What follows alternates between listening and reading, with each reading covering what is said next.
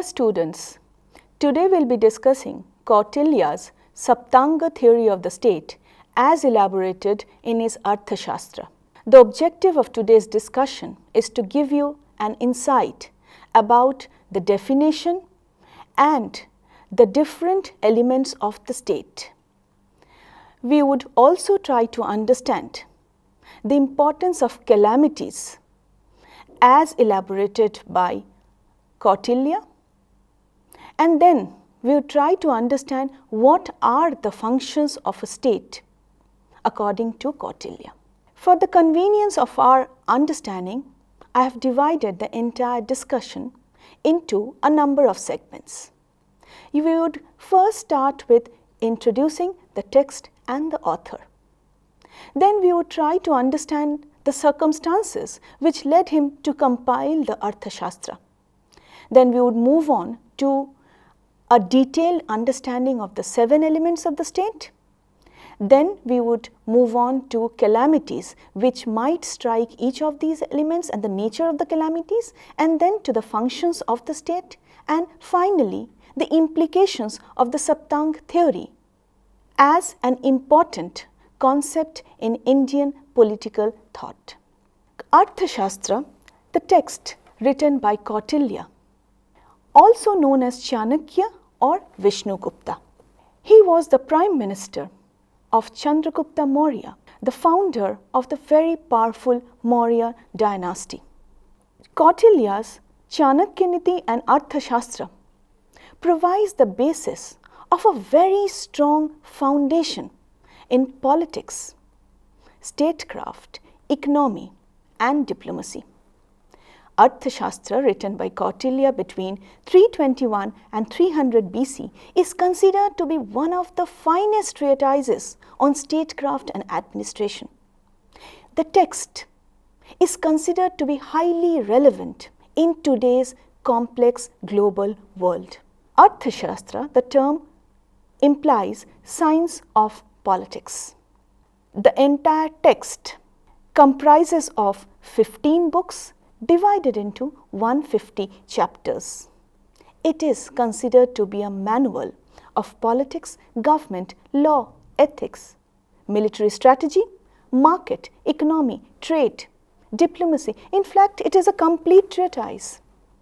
The Arthashastra elaborates on the specific elements which make up a state.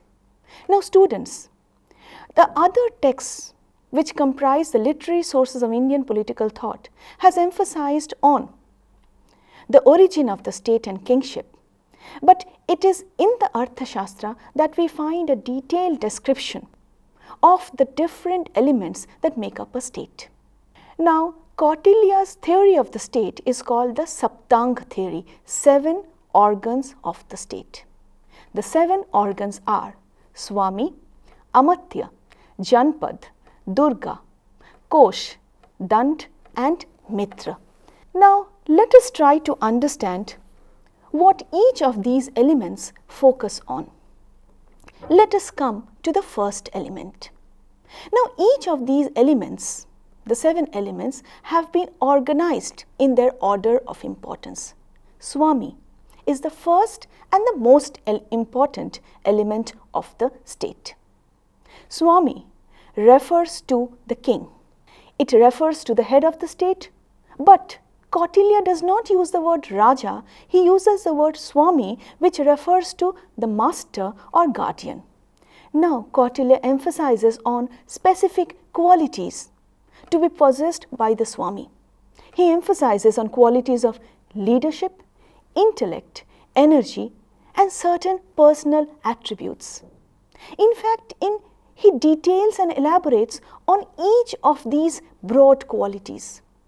The qualities of leadership are noble birth, being righteous, having intellectual prowess, should be resolute, enthusiastic and highly disciplined. The king should possess intellectual prowess. He should have the desire to learn, grasp ideas quickly, retain and understand, as well have the wisdom to separate the truth from false views. He should be an energetic king. He should be always determined, quick, dexterous and valorous. Kautilya also stressed on certain personal attributes of the Swami. The king should be eloquent, bold, he should be well trained in all the art. He should have studied the major texts. He should be just in rewarding as well as very strict in punishing the people. He should know how to govern in bad times. He should know how to overcome crisis period. He should know when to fight, but he should also know how to make peace. The king, the Swami, was not an absolute despot. Kautilya focuses on some limitations of the Swami. The king was not an unfettered absolute monarch. He was responsible for ensuring clean, efficient administration, for ensuring the welfare of the people. He should understand the needs and responsibilities of the people. He should understand where lies the happiness of and welfare of the people. As Kautilya writes, in the happiness of the subjects lies the happiness of the king. In their welfare, his welfare. In fact, the king was the sovereign power. He was the most important element, but he did not possess absolute powers. The second important element is Amatya. Kautilya defines Amatya to constitute a regular cadre of service holders from all the highest officers such as chief priest, ministers, departmental heads, collectors, treasurers, superintendents and various office bearers. Kautilya, being a realist, makes a distinction between Amatyas and Mantrins. While Mantrins may be 3 or 4 in number, the number of Amatyas may be much more depending upon the capacity of the state to employ them.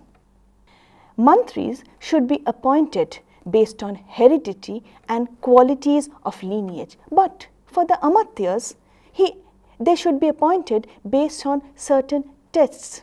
They should be appointed based on merit and capability. He goes a step further to specify qualities essential to be a minister. A minister must be a native and born of a high family.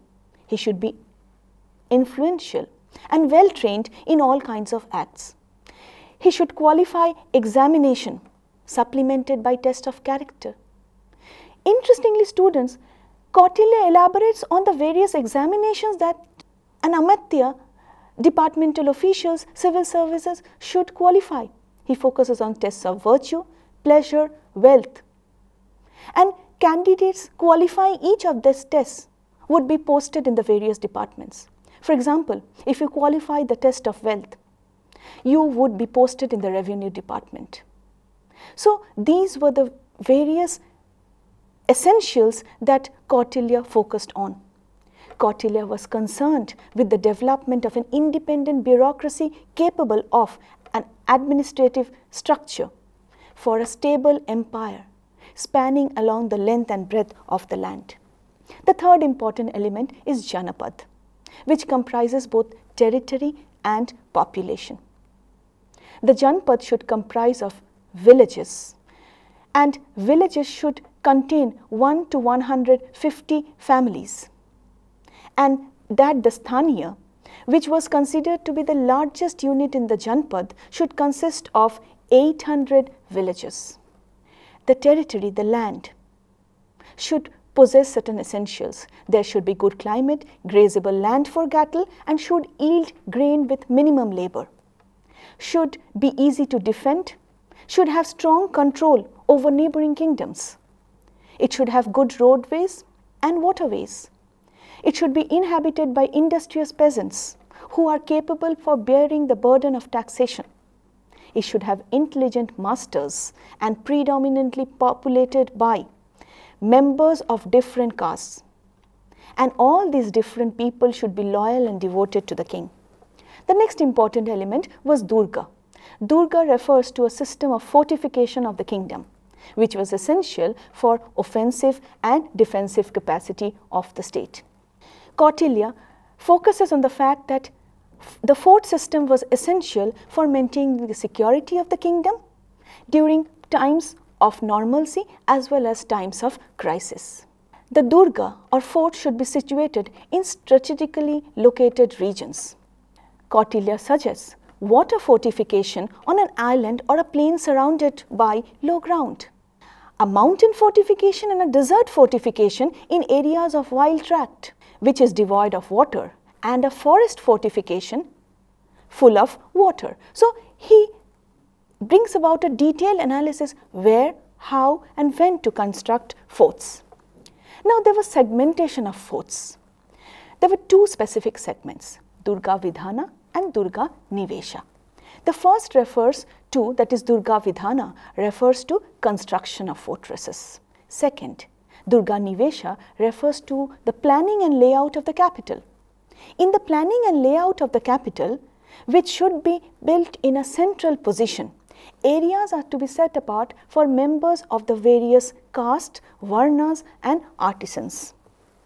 The next important element is kosha. Wealth is power to Kautilya. From wealth comes the power of the government to impose punishment and danda. It is wealth and wealth alone that can keep the state secured.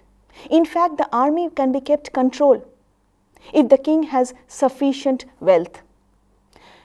The treasury accumulated by righteous and legitimate means should be retained by the king.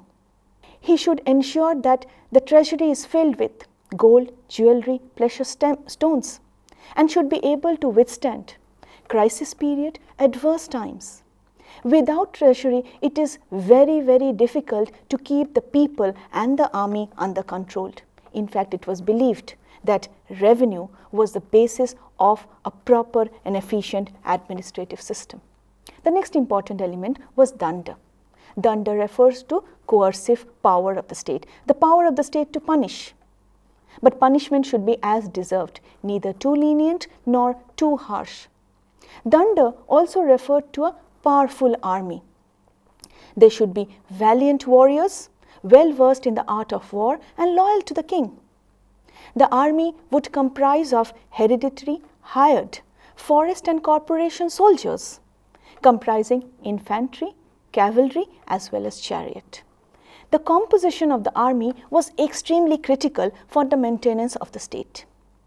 Kautilya focuses on the composition of the army. Essentially, he says that the army should comprise of Kshatriyas, whose function is protection of the people and the kingdom. However, he also recommends enlisting of Vaishyas and Shudras into the army on account of their numerical strength. The army to Kautilya should be hereditary and loyal.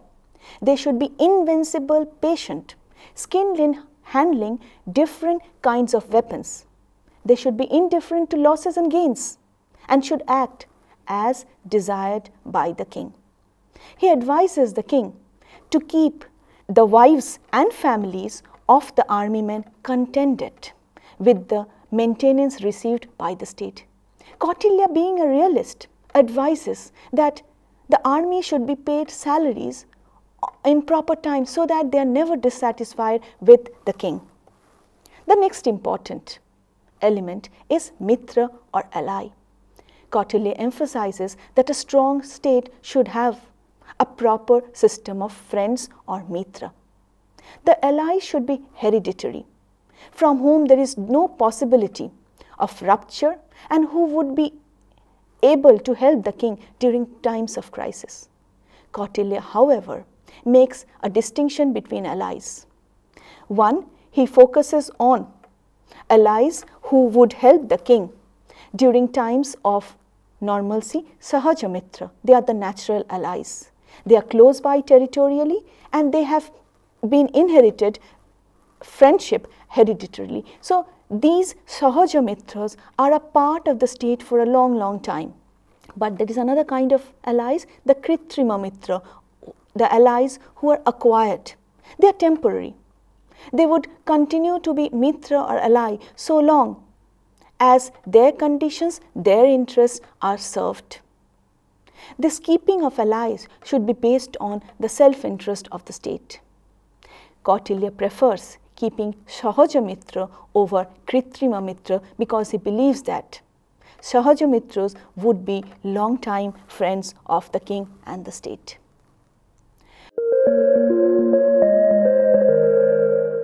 Now let us try to understand whether these 7 elements of the state has any contemporary relevance. Can we identify these 7 elements with the modern conceptualization of the state? Yes, students, we can. SVAMI, the king, refers to the concept of sovereignty, ruler in modern times. AMATYA, which according to Kautilya comprised of ministers, cadre of civil servants, also can be referred to the modern system of government, ministers, rule, and the council of ministers who are in the act of governing. JANAPADA refers to the modern day population and territory. DURGA is an essential part of security of the state in Kautilyan times. In today's time, it is essential to keep the frontiers of a state well guarded and secured.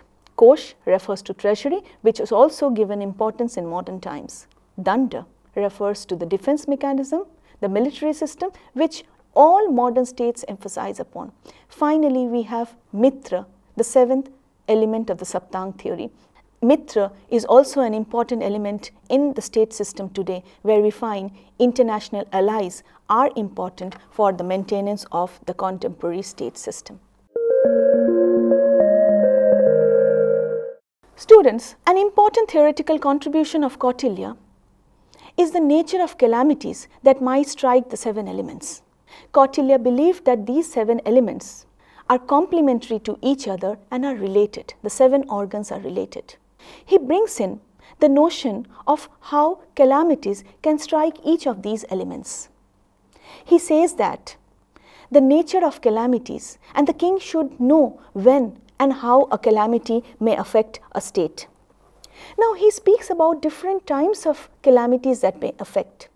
For example, calamity may strike when any one element of the state does not perform its functions properly. Calamity may strike the state when one element is absent. For example, allies. A king does not have an ally. It is a crisis for the state. The population of the people are discontented, frustrated, and are revolting against the king. That's crisis, that's calamity. Calamity may strike when the king is addicted to women, dice, gambling, music. Calamity may strike when the military, the army, is unhappy with the king. They are thinking of revolting against the state. Calamity can also strike when the state is affected with natural disasters like fire and flood. Now students, the calamities affecting these elements are arranged in order of importance. Kautilya says, of the calamity affecting the SVAMI, AMATYA, JANAPADA, DURGA, KOSHA, DANDA, MITRA, the calamity of each preceding element is more serious than the one immediately following, which means that the calamity affecting the SVAMI is more important than the calamity affecting the AMATYA. The calamities affecting the AMATYAs is more serious than the calamity affecting the JANAPADA. So the calamity affecting each preceding element is more important than the following one. Now let us try to understand how specific elements can be affected with calamities. The king may be addicted to gambling, drinking, women, and fall a prey to moral diseases. If a king is weak, all the 7 elements would become weak, and there would be a cascading impact on each of these elements. Similarly, the people may quarrel among themselves, and they may not contribute to revenue or may not work. That is calamity of the JANAPADA. Finances may be undermined because of natural calamities, corruption on the part of the civil services, oppression of the collector, provision of remission of taxes, taxes is not being collected properly. The army may be rendered weak if they do not perform their functions, not are kept in proper training, if they become disloyal, and if they are composed of treacherous elements. Allies may become weak, and that could be a calamity when allies are purchased by other kingdoms. The remedy of all these ills, according to Kautilya, lies in a strong and vigilant king. A kingdom can avert calamities if the king is strong, if the king is efficient, if the king is ever vigilant. How to avoid calamities? Kautilya draws attention to the fact that it may so happen that two elements have been affected by calamities equally. But then you have to see whether the damage is increasing or decreasing. You also have to notice whether the damage is affecting other elements or not. So the calamities affecting elements can be controlled when they are not affecting the other elements. So it is very important to have a vigilant king keeping an ever attentive eye on all the 7 elements. Kautilya's exposition of the weaknesses of the elements of the state reflects that he was a realist. He knew that a state cannot be run only by the king. He also emphasizes on the complementary relationship between the different organs. He emphasizes again and again that out of all these elements, the king is the most important. It is he who holds the state together. He emphasizes that in the interests of the prosperity of the country, a king should be diligent in foreseeing the possibility of calamities, try to avert calamities that before they arise, overcome them with the right strategy at the right point of time. The king should try to prevent the loss of revenue of the state, because if you want to create a strong state, you need to have a strong wealth system. Functions of the state. There are 4 specific functions of the state as elaborated by Kautilya. The first one is protection. Protection of the people, maintaining their well-being. Second function is maintenance of law system through an efficient Dand Niti. The third function refers to preservation of social order, by which he means that the king should try to maintain the Varnashram system. The king should protect the dharma of the land and its people. Finally, it is the duty of the king to maintain the welfare of the people. The king should take care of the elderly, disabled, widows. He should try to bring in the notion of a welfare state through positive ideas. Kautilya emphasized on the fact that welfare of the citizens is the prime function of the state. A king should be ever attentive to maintain the needs and aspirations of the people. What is the rationale and possible implications of the theory in this contemporary world? Kautilya's SAPTANGA theory of the state illustrates a unique dimension of state politics that dialectically engages with political rationality as well as normativity. The ordering of the elements represents a logical connect. All the elements are interconnected, so much so that if one element fails, it would have a cascading impact on the other elements. If you look into the relationship, it is the ruler who appoints the ministers, the amatyas. The amatyas control the janpad. Collection of revenue to the KOSHA can only happen through the janpad. Danda on the army can be maintained only when you have a proper KOSHA system. Allies can only be maintained when there is a strong king. So all the important elements are closely related. Let us try to understand what is the significance of this theory. Now students, origin of the state has been popularized by Western political theoreticians. When we speak of state, essentially we focus on ideals postulated by Aristotle and Plato and other Greek thinkers. Although Aristotle and Plato speculate the origin of state, they never define it as sharply and as elaborately as Kautilya has done it. The Greeks hardly discuss the constituent elements of the state. If you look into Plato's Republic, he focuses on the constituent elements to comprise of the guardians, warriors and artisans. So Plato's ideal state would have 3 elements. Aristotle's politics emphasizes on households and citizens to constitute a state. However, Kautilya surpasses the Greek thinkers in describing in detail the 7 elements of the state and the specific qualities. Not only this, as a practical thinker, Kautilya outlines the calamities and crisis that might befall the elements. The king to him is the most important element, and the success of a state depends on the SVAMI or the king. Let us quickly sum up what we have studied today. We studied the 7 elements of the state. We studied the importance of these elements and the specific qualities of these elements. We also studied the calamities that might affect these prakritis or elements. We also studied the 4 important functions of the state.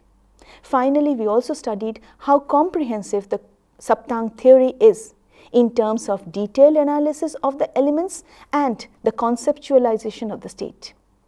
The concept of Saptanga theory of the state is contemporary because all the modern elements of the state can be found in the Saptanga theory of the state. Thank you.